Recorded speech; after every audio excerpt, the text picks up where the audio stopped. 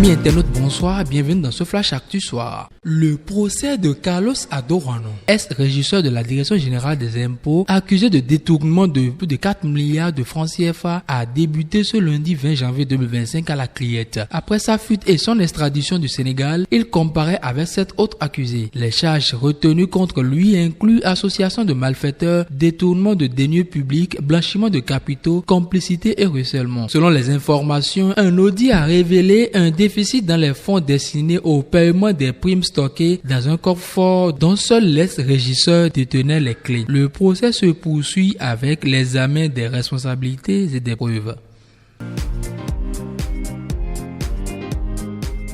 Le procès de Steve Amousson devant la Cour de répression des infractions économiques et du terrorisme Criette, initialement programmé pour ce lundi 20 janvier 2025, a été renvoyé au lundi 27 janvier prochain pour continuation, réquisitoire et plaidoirie. Selon les informations, cette décision intervient suite à l'indisponibilité du représentant du ministère public en charge du dossier.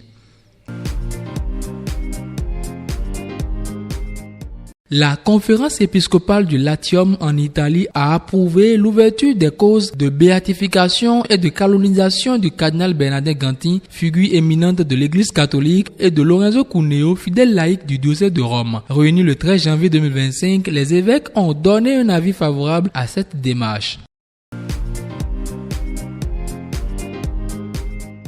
Au Gabon, une enquête est en cours sur d'éventuels pots de vin liés à un contrat de fourniture d'électricité signant 2 ministres en fonction et une société turque. Le contrat suspendu fin novembre a été conclu pour résoudre les délestages électriques à Libreville et envoyant 2 bateaux-usines gérant de l'électricité, mais au coût élevé de 12 milliards de francs CFA par mois, sans compter la fourniture de fuel. La Commission nationale de lutte contre la corruption et l'enrichissement illicite enquête sur les conditions de ce contrat et sur d'éventuels paiements illégaux impliquant également d'autres responsables publics.